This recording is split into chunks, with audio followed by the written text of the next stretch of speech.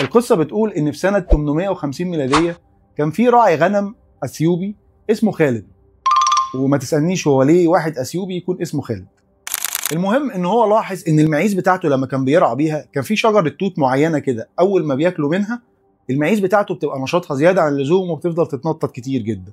الموضوع لما لفت انتباهه وحب يجرب بنفسه، خد شوية من النبتة ديت وجرب إن هو ياكلهم، وفعلا أثرت عليه وخلته ما بقاش جاي له نوم كويس في اليوم ده.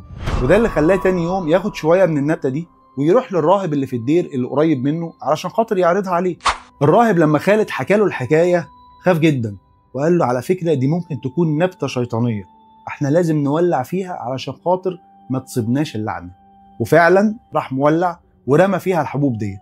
لكن المفاجأة هنا كانت في ريحة الحبوب اللي طلعت، كانت ريحتها جميلة وعطرية، ودوت اللي خلى الراهب يرجع في كلامه شوية ويقول طيب ما احنا ممكن ناخد شوية الرماد دول ونحط عليهم شوية مية سخنة ننقعهم فيها وندوق الطعم هيبقى عامل ازاي. وهنا كان أول فنجان قهوة اتعمل في التاريخ.